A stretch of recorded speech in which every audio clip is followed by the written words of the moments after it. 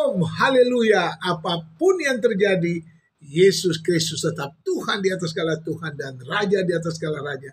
Karena di bawah kolong langit ini tidak ada nama lain yang diberikan kepada manusia yang olehnya kita dapat diselamatkan. Amin. Kita sedang membahas tentang tidak perlu takut untuk menangis. Ku tidak lagi merasa seorang diri, karena ku buka hatiku baginya. Air mata dihapuskan dan semua takutku hilang. Ku tidak lagi merasa seorang diri. Amin. Jangan merasa seorang diri. Kalau Anda mau menangis, menangislah. Karena kalau menangis itu dianggap satu kelemahan, Yesus tidak perlu menangis. Yohanes 11 ayat 35. Yesus menangis, maka menangislah Yesus. Bukan hanya Yesus, Raja Daud, raja terbesar dalam sejarah Israel pun menangis. Karena anaknya mau merebut tahtanya, Absalom. Ya, itu tercatat dalam 2 Samuel 15 ayat 30-31. Dan bukan hanya Raja Daud, Rasul Paulus pun menangis, mencucurkan banyak air mata dan nyaris dibunuh. Itu Kisah Rasul 20 ayat 18-19. Itu tercatat semua saudara. Dan bukan hanya itu, Maria Magdalena pun waktu datang ke kuburan melihat kuburannya kosong, dia juga menangis. Dan dia kembali dengan sukacita karena melihat kubur yang kosong itu dan memberitahu murid-murid yang lain. Yohanes 20 ayat 11 sampai ke ayat ke-18.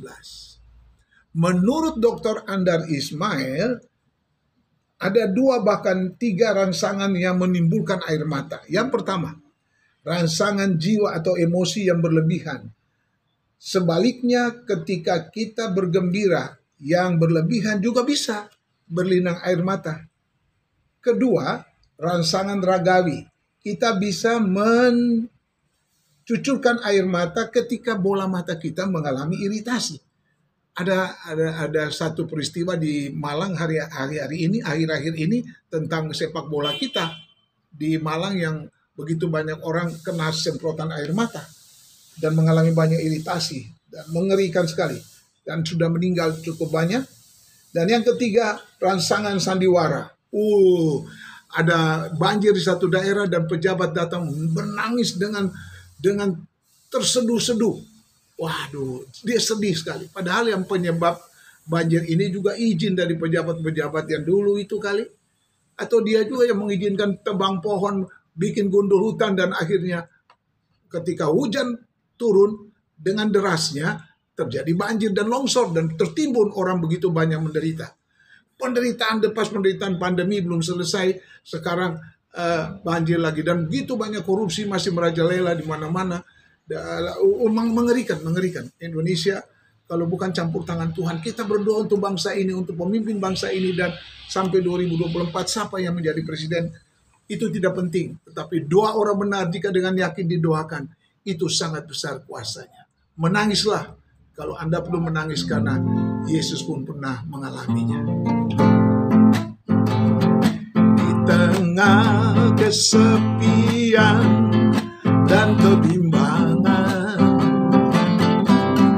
dan ku rindukan penghiburan. Ku dengar suara Tuhan Yesus berkata, janganlah takut, aku besertamu. Tidak lagi merasa seorang diri, karena ku buka hatiku baginya. Air mata dihapuskan dan semua tak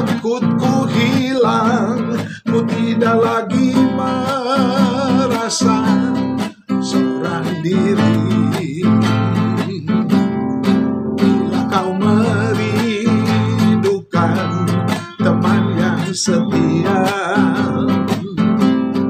pilihlah Yesus yang menunggumu. Dia pun mengasihimu seperti diriku. Takkan pernah Yesus meninggalkanmu, percayalah. Kau takkan lagi merasa seorang diri. Bila kau buka hatimu baginya, air mata dihapuskan dan semua takutmu hilang. Kau tidak lagi merasa seorang diri. Kau takkan lagi merasa seorang diri. Ada satu ayat lagi, Mazmur 56 ayat 8. Tuhan menampung air mata kita di kirbatnya. Amin.